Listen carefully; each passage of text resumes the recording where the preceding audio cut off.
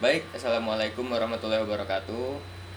Saya Tengku Muhammad Yusuf Jaulhak dengan NIM C140121023. Di sini saya akan menjelaskan mengenai olah data kuantitatif, mengenai seleksi individu, seleksi family between dan within, data bobot individu dan juga genetic gain.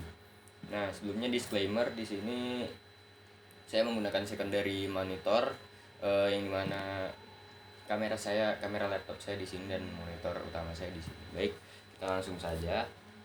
Nah, di sini pada data yang telah kelompok kami dapat, yaitu ikan yang didapat berkelamin jantan semua, dan kita ambil bobotnya, kita ambil semua sebanyak 15.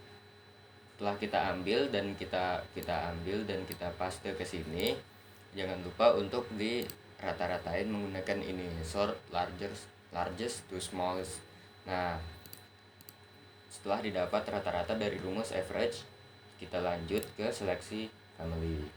Nah, di sini kita ambil data bobot yang tadi. Ini buat perbandingan, ada data kelompok 6 dan juga kelompok 8. Nah, di sini juga dicari rata-rata menggunakan rumus average. Nah, untuk mengambil between, kita itu mengambil yang rata-ratanya paling tinggi, yaitu kelompok saya itu rata-ratanya 307. Dan juga jangan lupa untuk diurutin lagi ya. Tapi ini udah ngurut sejak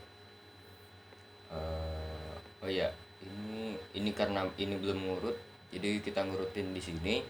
Baik, di sini kita ambil dari between, kita ambil dari untuk within kita ambil dari kelompok 2, 6 dan juga 8 sebanyak 5 sampel. Nah, seperti ini bisa dilihat.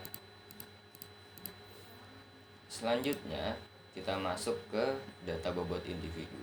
Nah, pada P jantan itu kita dapat dari data between karena dia yang paling tinggi rata-ratanya. Lalu di sini kita dapat rata-rata dari rumus average juga. Untuk genol parental kita ambil sebanyak 10 sampel dari P jantan.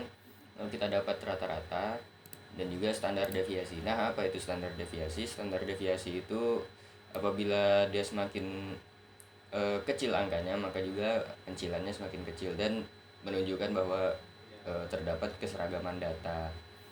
Nah, pada rumus standar deviasi itu menggunakan rumus standar deviasi ya.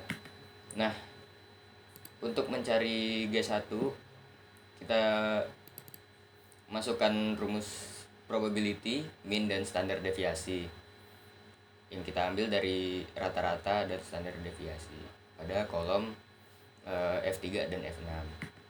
Kemudian setelah kita dapat, kita blok hingga ke bawah agar dapat menghasilkan banyak data. Nah, setelah itu kita copy, kita blok all, kita copy lalu paste spesial ke sebelahnya, lalu didapat angka seperti ini dan kita ambil rata-ratanya dari kolom yang ini. Nah, untuk G1 terseleksi, kita ambil dari G1 ini sebanyak 10 sampel. Lalu didapat juga rata-rata dari rumus average dan juga standar deviasi. Nah, begitu juga untuk data gen selanjutnya, G1, G2, G3, G4 hingga N. Baik,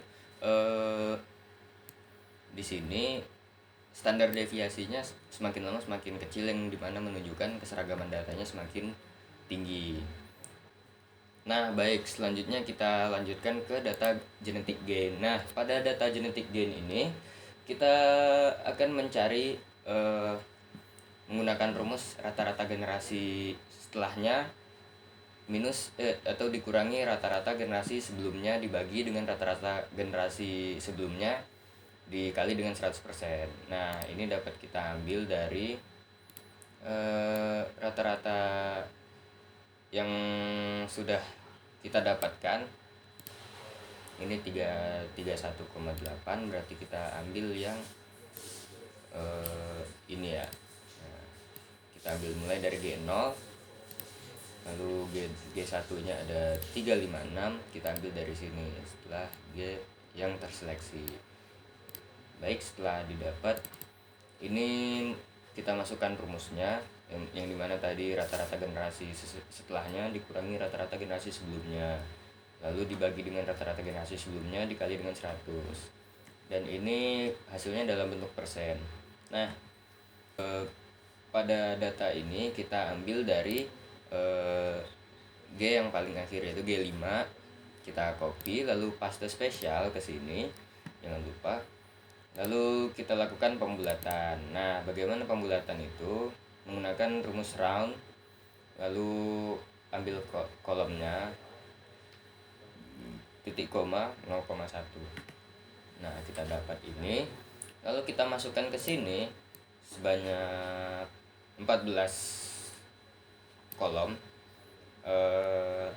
Angka yang didapat dari sini, namun tidak boleh menunjukkan adanya pengulangan.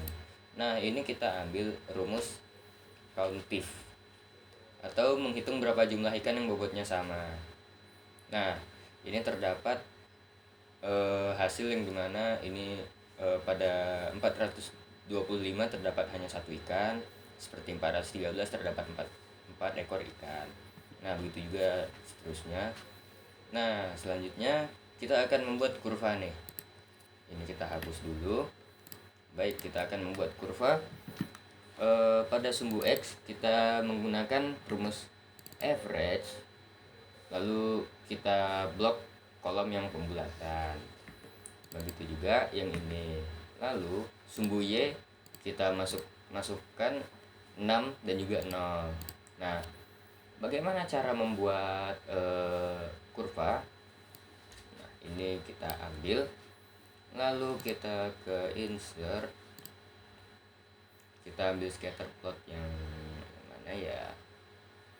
Baik, mungkin yang ini saja kita taruh di sini. Baik, kita ambil yang ini, select data, lalu kita tekan add, X values nya kita ambil yang ini, lalu untuk Y values nya kita ambil ini. Nah, sudah. Maaf. Nah, untuk ini kita lakukan seperti tadi, add, lalu kita blok, dan juga ini kita blok. Oke. Nah, lalu kita kasih nama dengan kurva genetik gain. Selesai deh. Baik, mungkin hanya segitu yang dapat saya sampaikan. Lebih dan kurang apabila terdapat banyak kesalahan, mohon maaf. Wabillahi taufiq wal hidayah. Wassalamualaikum warahmatullahi wabarakatuh.